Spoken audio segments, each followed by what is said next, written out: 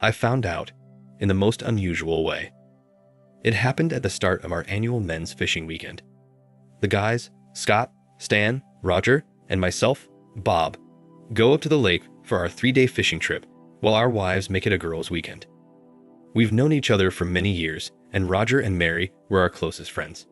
Stan was Roger's nephew and several years younger than us, but we welcomed him into our circle of friends. Over time, he became one of my best employees. When Laura and I got married, we were just high school graduates, but I was determined and hardworking. Shortly after graduating, I started a small pool service business, and within 2 years, it had grown to serve over 100 homes with the help of 4 employees. The business continued to thrive, and 20 years later, I was managing over 1,500 homes with a team of 30 dedicated employees, including the invaluable Stan, who proved to be a remarkable asset to the company. Stan's passion, strong work ethic, and fantastic rapport with the team made him an exceptional manager for one of our operations. Recognizing his outstanding contributions, I promoted him, offering a substantial increase in pay and the possibility of future ownership in the company. Our professional relationship flourished into a genuine friendship, and we enjoyed working together. Over the years, I expanded the business, establishing it as the premier pool service company. With the vast majority of homes having pools that required constant care and maintenance, our services were in high demand. Our revenue and profits soared, strengthening the company's position in the market.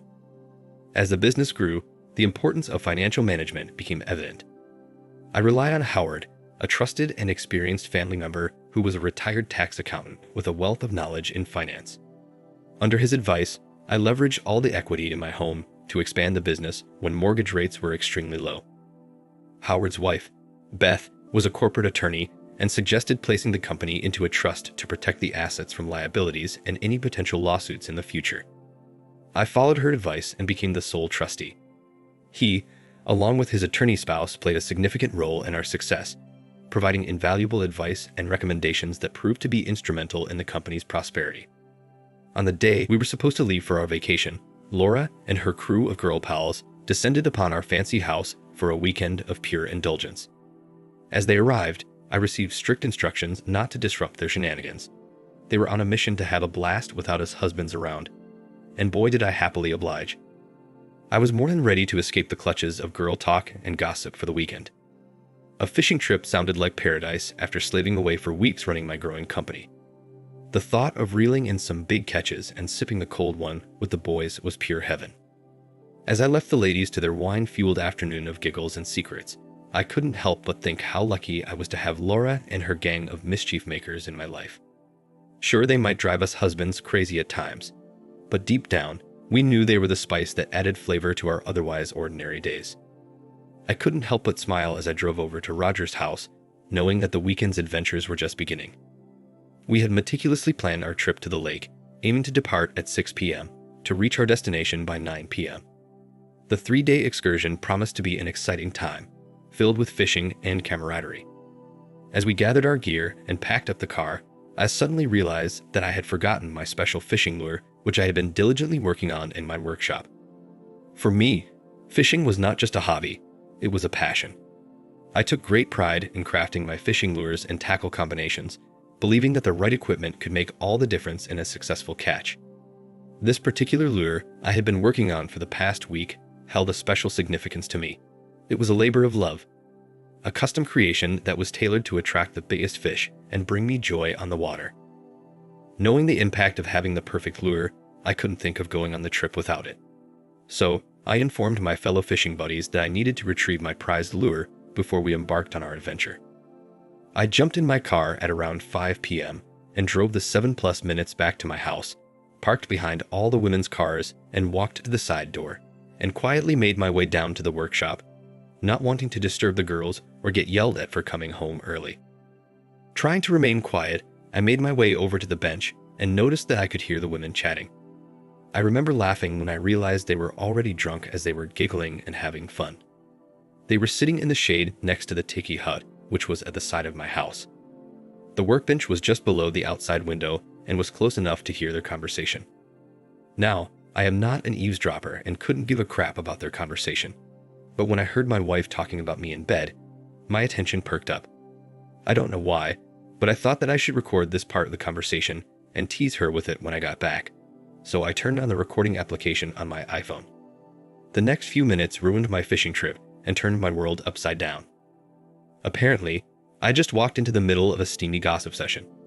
The ladies were certainly not holding back, and I couldn't help but chuckle at their candidness.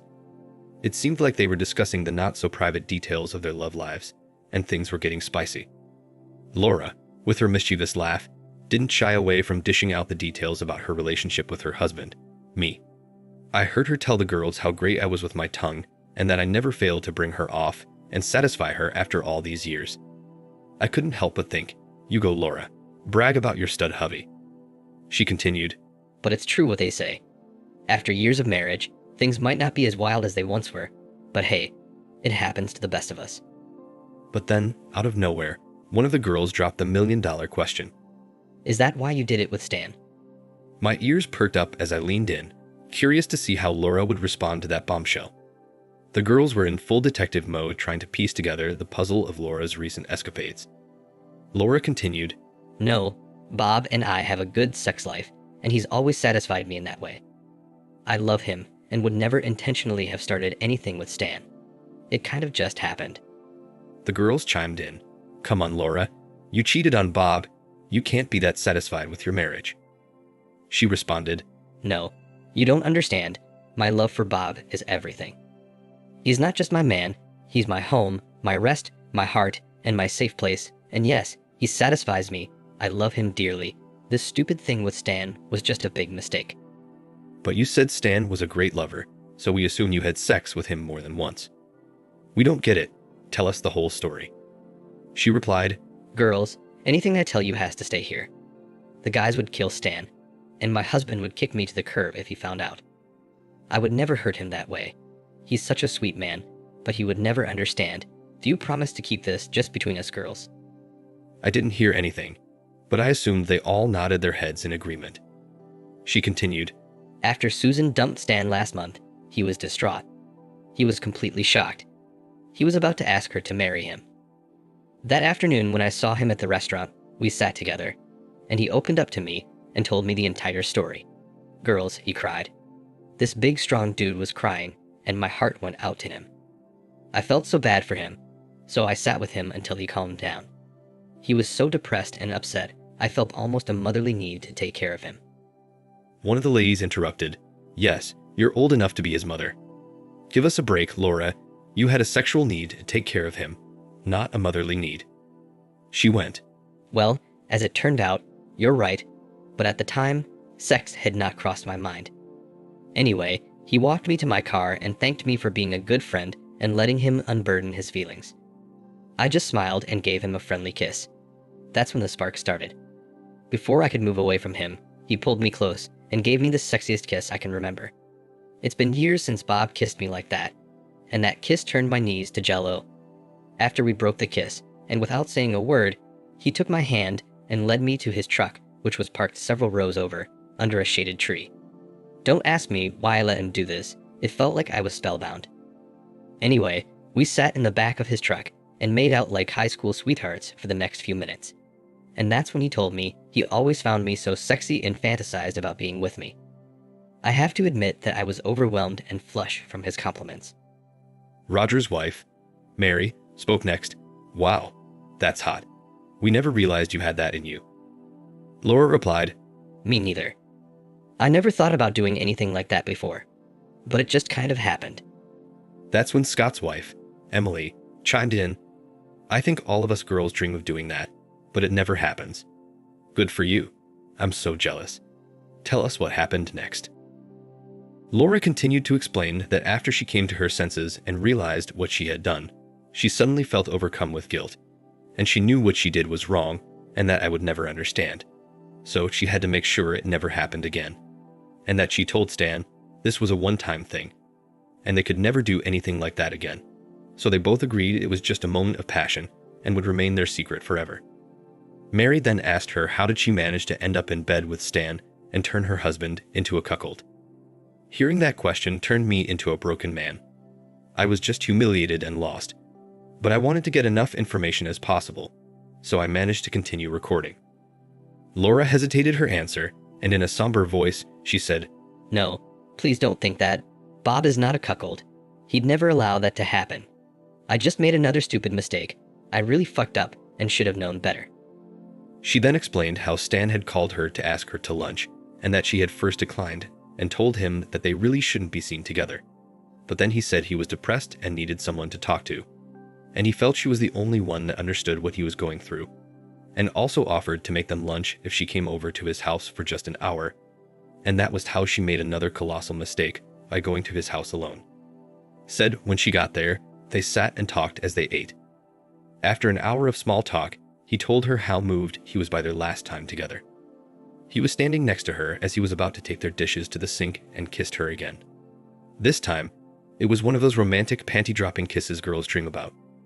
Long story short, they ended up in his bed for the entire afternoon. She said it wasn't romantic by any means, just raw, and she knew it was wrong. But it just happened, and to be honest, it was the best sex she's had in years, and it was a nice encounter. She said after she showered and got dressed, she did tell him that this would never happen again and not to call her, and then told him he was a wonderful man and needed to find a woman his own age to love. So they both agreed, and that was the last time. Emily had been quiet, but spoke up after Laura's admission. Laura, I'm so jealous. I love Scott as well, but I'd love to give Stan a go. I heard Mary make a low moan as if the story was getting her hot, and she said, That's wild, and poor Bob is clueless. He has no idea about Stan or that you fantasize about him during sex. God, that's so wicked, Laura, but you better fix your head and forget about Stan. Bob's not a stupid man, and you might slip up and hurt him. Laura responded and said, Don't worry about Bob. I make sure he's taken care of. And trust me, he'll never know about this, and I'll never do it again, I swear. It was a mistake, and living with this guilt has been difficult.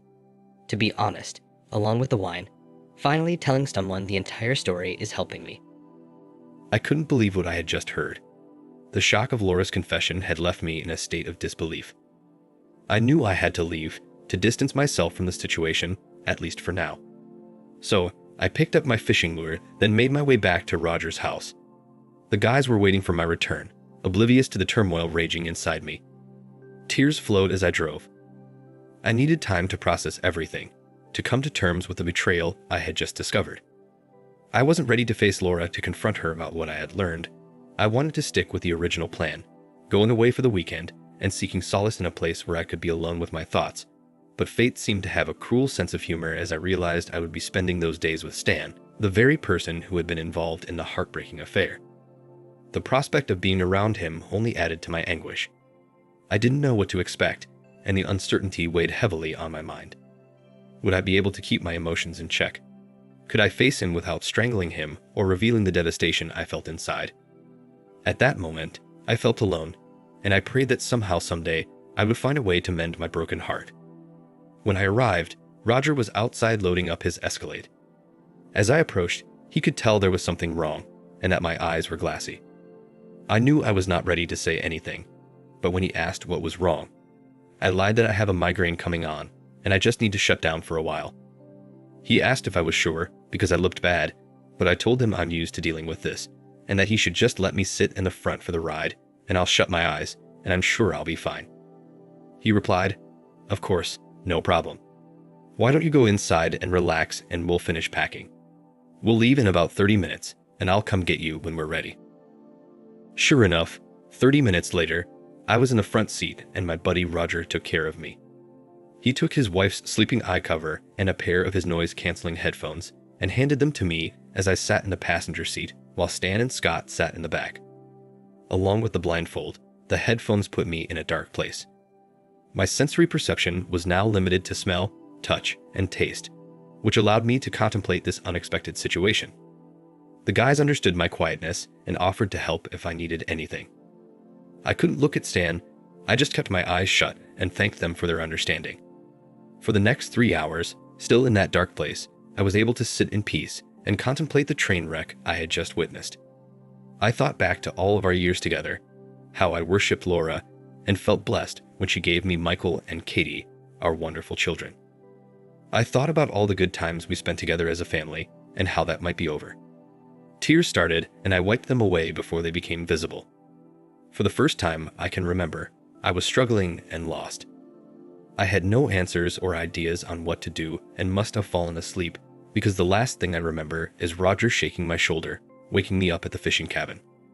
For the next 2 days, I was unusually quiet and used my migraine as an excuse. The guys left me alone as I tried not to ruin the trip for Scott and Roger. I continued to struggle with my feelings as I looked at my life, both past and future. It was difficult, but I knew I would survive. 2 days later, still in doubt, I found myself on a trail to the lake alone with Stan. Roger and Scott were going to meet us down at the boat dock. I found myself following Stan through the woods. As I followed him along the path, I heard Laura's words echo in my head, and suddenly, I was full of anger. I noticed a large fallen branch, the size of a large baseball bat, on the side of the path. Without thinking, I picked it up, looked at Stan, who was a few feet in front of me, and suddenly charged forward, hitting it hard onto his shoulder. I was going for his head, but at the last second, changed direction and struck his shoulder, making him scream in pain as he fell to the ground. I stood over at him and was just looking down at the man that ducked my wife. He was holding his shoulder as I yelled, "That's for ducking my wife." I then kicked him as hard as I could between his legs and watched him curl up wailing in pain until he blacked out. A few moments later, I came back to my senses and moved him over to a tree and set him up while he recovered. After he regained consciousness, I told him I knew all about him and Laura, and right now, he's lucky he's still alive. He tried to apologize, claiming it only happened once, but I told him to shut the heck up. I warned him not to talk to me for the rest of the trip, and threatened him not to say one word to Laura about this, and that if he does, he would live to regret it. He again said he was sorry, and that this was all his fault, that I should please take it out on him, not Laura. He said he was hurting from Susan leaving him and Laura was there for him, that it just happened, and she felt guilty afterwards. Out of anger, I kicked him again and asked him to shut up. Just then, Roger and Scott saw us and ran over and pulled me away. They then asked what was going on, but neither of us said anything. Stan was quiet and held his groan in pain. Roger helped him get up, and we went back to the cabin for the next hour. Stan was holding his shoulder, acting all pissed off because I attacked him from behind and how it wasn't a fair fight. I glared at him and told him to shut up. Then I played the recording for everyone to hear. When the recording ended, Roger screamed at his nephew, "You freaking asshole. You betrayed our friend and the man that gave you a job when you were down and out and took you into his trust. You ducked one of our wives and had the nerve to come with us on this trip, and you're pissed off that Bob hurt you? You should be thankful that we didn't dump your ass in the middle of the lake. We don't want to see or hear from you for the rest of this trip. Not one word." Scott then spoke up, "You know, guys, there's another problem with this recording. You heard what my wife and Mary said and how exciting it was. All of our wives were excited about Laura's cheating and keeping it a secret. I don't know about you, but I have a problem with that. And when I get back, Emily and I will be having a serious conversation." Roger replied, "Yeah, you're right, Scott. That was BS and disrespectful to all of us." He then turned to Stan, giving him a death stare, and said, "See what you've done. You've destroyed one marriage and possibly 2 others. Maybe we should dump you in the middle of the lake." Stan just looked down at the floor and remained silent. I then said, "Guys, I agree, they are all involved, but please give me a few days before you do anything. I'll give you a copy of the recording, but I need to confront Laura before she knows what I've learned. Thanks to this asshole, I don't think I can stay with her. I'm definitely going to divorce her. I know I can't be with her. I just need a few days to figure things out." Roger looked over at his nephew and said, "Stan, you're a piece of shit. You will not speak to Laura or the other wives without our approval. If you warn Laura what's about to come down on her, we will make your life a living hell. Right now, if you disappeared, none of us would be upset. You're my nephew and family, which is the only reason I haven't beaten your ass and left you in these woods. Not a word, do you understand?" Stan nodded and understood. Nobody spoke to him again for the entire trip, and he stayed out of the way and avoided any conflict. I just had to figure out what I was going to do with Laura. As we drove back home, I considered everything and wondered how she would have reacted if the roles were reversed. That was it. Suddenly, I had a plan. The plan was to talk about an affair, leading her to think it was me who had the affair, and see how she reacts and what she would do. If she forgave the one-off sex, then I would go gentle on her. However she reacts, it's exactly the way I will treat her. The solution to her infidelity will now be in her own hands. I returned home and pulled into the driveway. I was in a dark place, but it was time to face Laura, and I needed to keep my feelings in check and act normal, which was going to be one of the hardest things I've ever done. I got a warm welcome home when I entered the house. Laura was dressed up and looking nice when she gave me a big hug and an excellent welcome home kiss, which I was going to be missing very soon. I was still pissed, but I stayed calm. My blood was boiling as I thought about what she had done, but the smell of her perfume and the nice dinner she prepared helped calm me down. We had an excellent dinner, and somehow I remained pleasant and listened to her tell me about the last few days.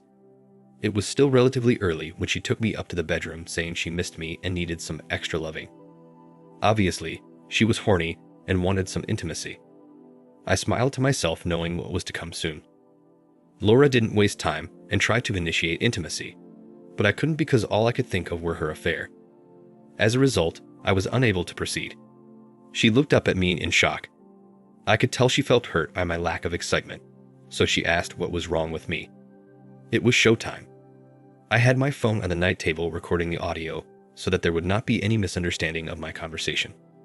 I said, "Laura, there's something I need to tell you.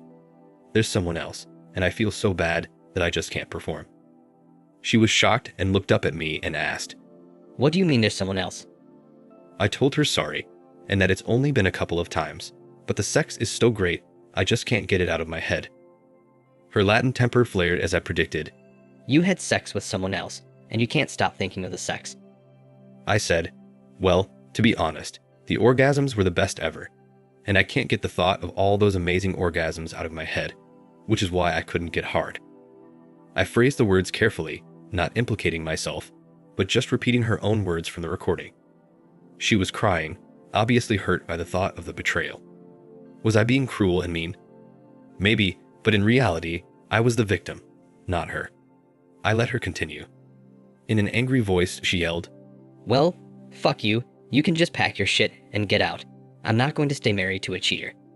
You know my dad cheated on my mom, leaving her a broken woman. I will not let you do that to me. Now get out. I'm going to divorce you and make you pay for this. I've been a perfect wife. I gave you 2 wonderful children, ran the household, made you dinner, and treated you with love. And this is how you repay me." I almost laughed at her demeanor and comments.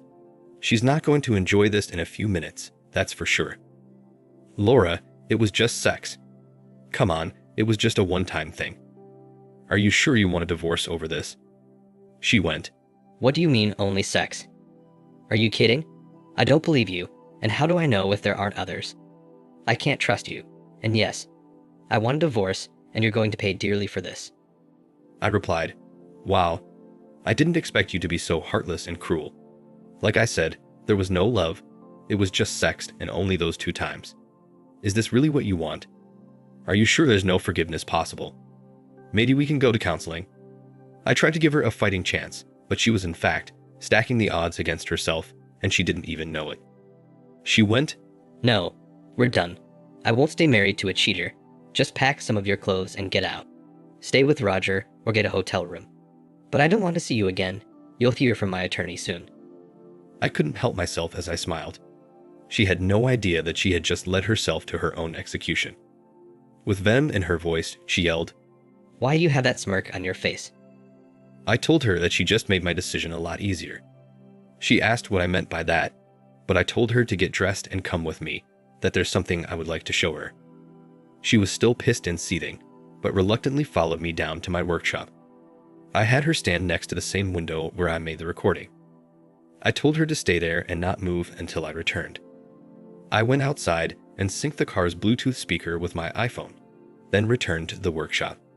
She was still angry, but now looked confused as I stood next to her and then hit play on the phone. My cheating wife was even more confused when she heard herself speaking, but continued to listen, and then the expression on her face changed to one of shock. When she heard the conversation, she broke down in tears and fell to her knees. The realization of what had just happened hit her hard. She started to apologize and asked how I got that recording. I said, "Well, I'm not sure why that matters, but I had to come back for some things I forgot to pack. I didn't want to disturb you girls, so I came down the back door to avoid your little party. That's when I heard you talking about me in bed. I recorded it because I was going to share it with you and tease you when I got back, but when you confessed to your affair with Stan, I stayed and recorded everything. She cried out loud and said, Sweetheart, you heard me say it was just the one-off and only sex. You must know there's nothing between us. You have to forgive me. I'm so sorry. You weren't supposed to find out. For the first time in our marriage, her tears seemed not to affect me. I told her I heard everything and asked her how she could expect me to just brush that aside. I said I can't ignore that, and I can't ever trust her again, and I can't just pretend that everything's okay. She continued crying, saying she didn't mean what she said, that she loves me, and that I give her a chance to explain, and that she didn't mean any of that, and I have to believe her. She then asked what about our 20 years and the kids. I told her I know this is going to be hard, but I can't ignore what she did, and that she should have thought of the kids or our years together when she decided to betray me and our family. I said what she did is unforgivable, and she will have to face the consequences, just like she was so ready to give me punishment for my mistakes. I know some men could forgive their wives for such transgressions, but I couldn't find it within myself to do so. The pain was too great, and the trust that had been broken felt irreparable. Despite my love for her, I couldn't find a way to get past what she had said. All I could do was honor my feelings and emotions, even if it meant letting go of the woman I once loved so deeply. Before leaving, I looked down at her and said, "You've broken my heart. Today I lost someone who didn't care about me, but today you lost someone who would have done anything for you." The sounds of begging for forgiveness followed me until I walked away from her for the last time. After that encounter, I made the heartbreaking call to our family and children, letting them know what had transpired between I and Laura. My children, Michael and Katie, offered their understanding and unwavering support. Their lives were forever altered by the fallout, but I was determined to ensure their future was secure, promising to fund their college education and take care of them. I then proceeded to file for divorce as soon as I could and got the papers ready in no time. Meanwhile, the tension was thick as I handed Laura the divorce papers. She pleaded with me to forgive her, but her pleas fell on deaf ears as my heart was too wounded to consider reconciliation. I knew I could never trust her again. The judge that presided over our case and the divorce proceedings became a painful ordeal, with Laura desperately trying to salvage the marriage. In the end, the judge's ruling was swift, granting me a significant portion of the assets and denying any spousal support. At my office, when the other workers found out that Stan had caused my divorce, they treated him like someone with leprosy. They refused to socialize with him and treated him like the asshole he was. He realized he couldn't stay there as they made his life miserable, screwing up jobs, causing complaints, and loss of money, so he decided to find his way out. I'm sure Scott and Roger's wives realized how close they had come to jeopardizing their marriages as Laura did. It was a wake-up call for them, and they understood the value of their husband's forgiveness and the need to respect and cherish their relationships. Laura continued to try to win me back, but I had no intention of ever being with her again. A few months later, I started dating Becky, my secretary, who was more than thrilled to make me happy. She knew I was a good catch, and even though I was 10 years older, she was happy with me. Laura's life took a somber turn as she navigated the aftermath of her failed marriage. She accepted that I would never take her back and found a job as a receptionist at a dental office. She met an older man and began dating. I'm sure in her quiet moments, she would reflect on what could have been, wishing she had made different choices and held onto the life she had with me. I did miss her, but Becky quickly filled that void and made it her mission to be the perfect other half. I loved the young woman's energy, and about a year later, we got married. I hope for the best. Thanks for watching. Subscribe to the channel for more stories like this. Take care.